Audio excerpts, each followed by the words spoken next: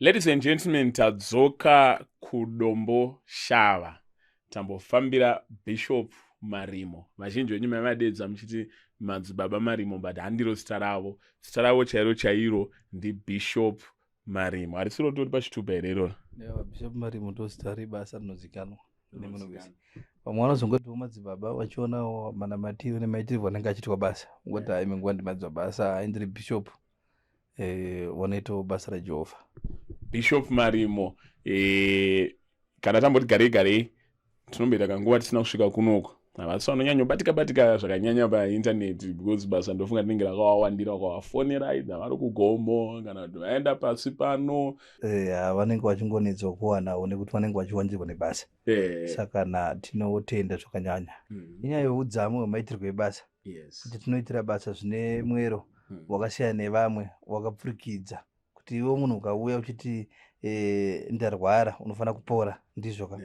Ukauya uchiti murume wangu akaenda anofanira kudzoka ipapo. Ukauya mukadzi akaenda futi anofanira kudzoka ipapo. Ukauya uchida basa wakufanira kutowanawo zvekuita kana nekupiwa mari. Wapiwa muteo uri kupi kunoko. Zvinhu zvako zvofamba zvakanaka. Inyaya yekurema yeudzamu nekugona neunyanzvi pabasa. Pamatara nyaya yeudzamu neuremu hanzi naProfeti Michael Selo kuma 1-on-1 uku kana kwaunenge waenda kuti rega ndoshandirwa whether kuchiprofita chePentecostal oro madzibaba oro chii hanzi unongonzwai 2 minutes wangopinda ubva wangonzi Mwari akuitire zvakanaka wotodzokera zvoti unototi sika ndatobatsirwa pano ndozvamunoita wena. Aiwa isusu hatisi munhu ari kuita basa nekuda kutsvaga pfuma. Inyaya yekuda kutsvaga basa, inyaya yekuita basa raMwari nekutumwa naJehovha. Calling rimanjeri ndo inoita basa. Unyanzvi rimanjeri ndo unoita basa. Handiite basa nekuda kuti ndipembedze zita rangu kana nditsvage pfuma. Pfuma idzi tinadzo kare. Kana dzimba titori nadzo kana mota samukura dzakazara panzapa. Inyaya yekuti Jehovha akatotipa. Tikuitira basa rekuti tingobatsirawo vanhu, tibatsirewo nyika. Kwete kuti nezvatinotsvaga. And then pane nyaya yakakosha yatanotimbofamba nayo yemabhidhiri. Vanhu vari kutengwa kuna naEpworth uko voya vobva vanyebera kuita nge vane chiprofita kana munana kana kubatsirwa kunenge kwaitwa. Kunoku zviri kuwanika we. Kunoku hakuna zvinhu zvakadaro. Tingozvinzwawo nekuzviona kumaindaneti. Nekuzvinzwa kuti ninga anodaro. Hatinozorina chokwadi zvekuti kuna anodaro. Asi vanhu kana vachidaro itsika yakaipa. Nekuti munana hautengwe. Kupefeuma miracle hakubve kumunhu kunobva kuna Mwari. Saka maiona ana Lazaro vaitoporeswa naJesu aitomutsa vanhu. Asi zvaitoitika pari pajekerere nemunhu anozikanwa. Vanhu ndavaporesa vanhu vanozikanwa. Ndo zvatinoda kuti zvinge zvichiitika. Pamatara kuti vanhu ndavaporesa vanozikanwa nafunga unotonzwa kuti inzi bofu raigara riri pageti yetembere. Raitozikanwa mapaona. Saka vasoda kumenshena kuti pamwe nguva pane ainzi aitenga vanhu uri kuna ID. Asi nyaya ndiri kutaura ndeyekuti mukaona munhu anenge akutenga vanhu ana madzibaba ana maprofita nani munhu anenge asina simba ada kugadzira simba ada kugadzira zita zvisiri maari. Vanhu ngavakumbire simba ivo vanhu vane zvipo ngavaite basa. Saka vanhu vanozosvika pakutenga vanhu vave nyaya kuti ada kubhirivhisa congregants yake ada kuboosta vanhu vake nezvekuti ane calling isiri mari. Saka chandinoona ndechekuti vanhu ngavaite mabasa avakapiwa. Kana usina chipo usaite basa. Siyai tiite basa vanhu vakatumwa naJehovha. Zvinhu zvichifamba zvakanaka. Alright, but vasinawo zvipo hamuvabatsirewo here kuti vavewo nezvipo because kune vamwe vasina zvipo asi vaine chido. Vakawanda vanhu vasina zvipo vatinoona kutokumbirira. Hatisi kuti ndevese. Iwe ukauya une chipo, ukanga une chipo chako chauda kuti usimbiswe ndokunge unacho.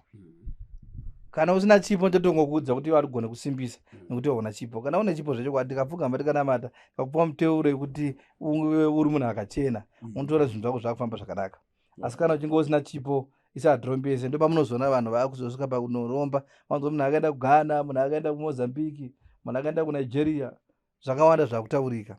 Nenyaya yekuti munhu ada kuzama kuda kuti akure. Zvipo izvi zvinotoberekwa nazvo.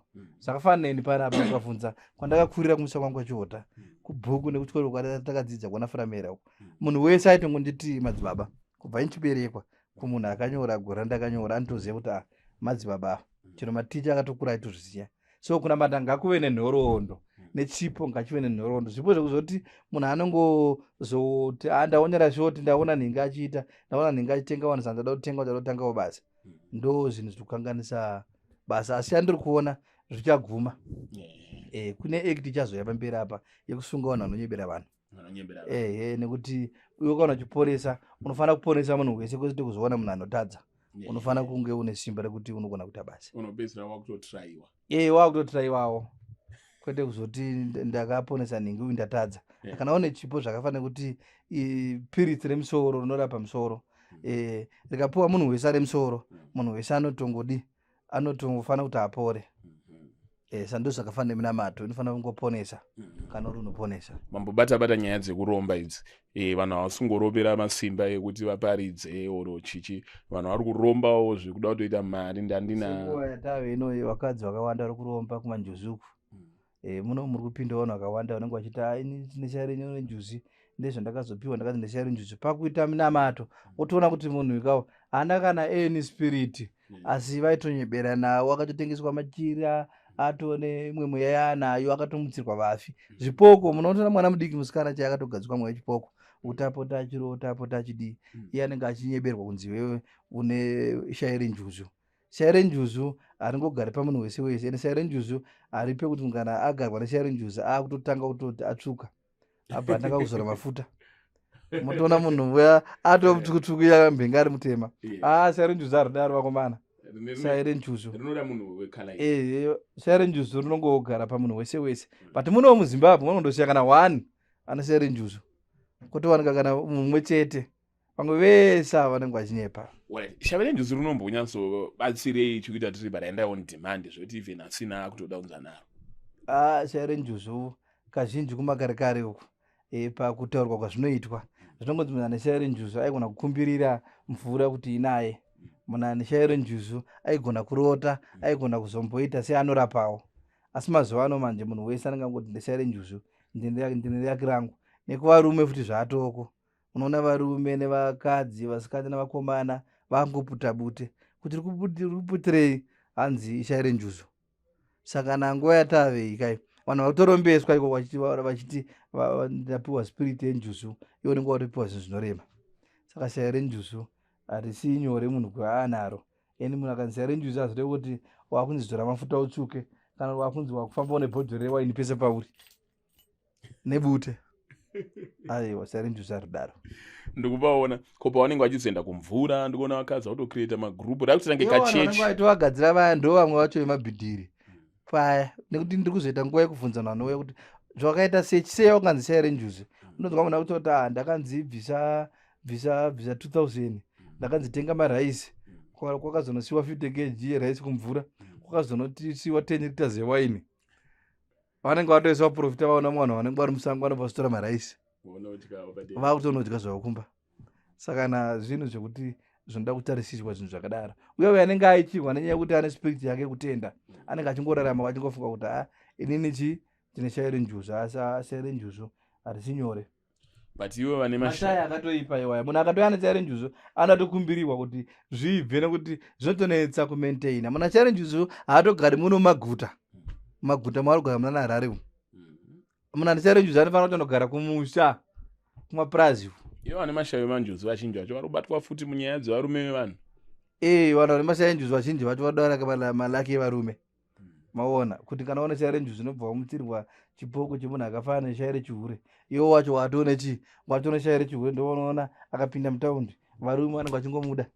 Chero akapinda paFacebook apa, anenge achitotsvaga malikes akawandisa evarume kuti azovaonana navo kumanheru. Vanenge vari varume vevanhu futi. Saka muchaona kuti mashai enjuzu ako amazuva ano kugadzirwa aya.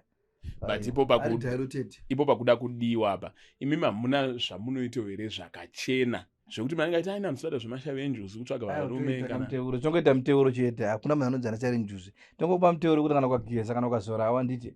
Chero ukatodedza munhu wari kuda kuti akudewo nenzira yakanaka, izvinomwe asiri munhu wemunhu chete, asiri murume wemunhu. Kana ari mukomana imwe nguva angatomboyo kwauriwo, motombonzwananawo muchitoronga, zvinhu zvofamba zvakanaka.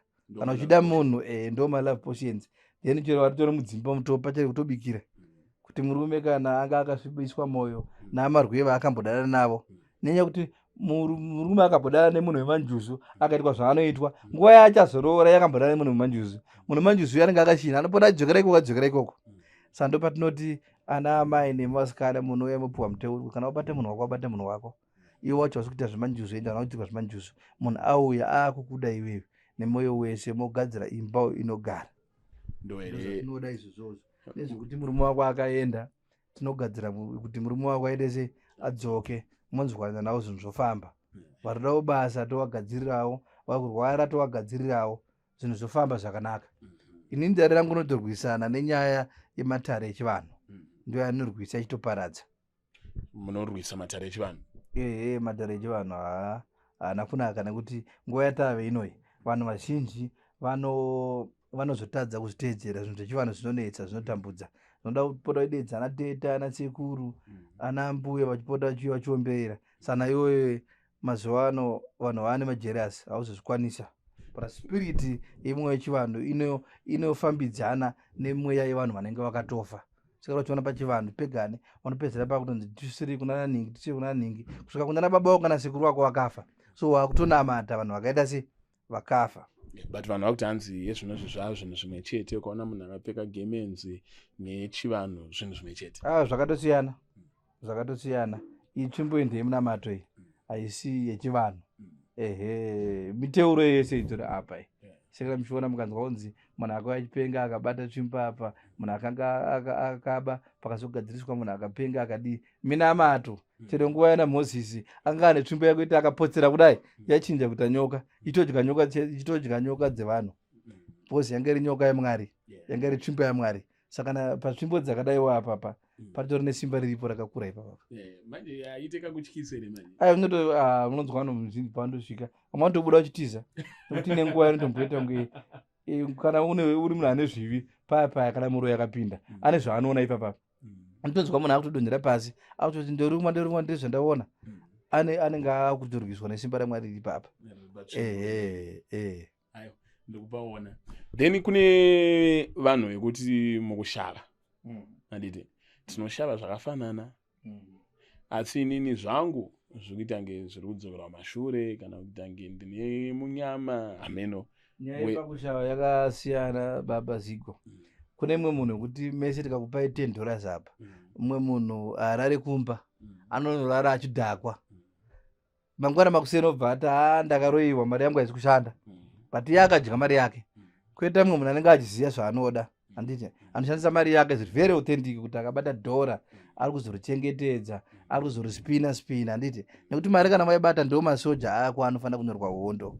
Saka na iwe ukasaisa mari yako kuti iri kurwire pana chimwe chino, wozotanga kublema kuti ini ndabvutirwa mari. Hatisi kuramba kuti varoi variko vanovhuta, kune inonzi tsvera, kutoti ukatoisa mari yako muhomwe kanyari $100 ukapesa rimwe $100 unotoona wane $10 muhomwe.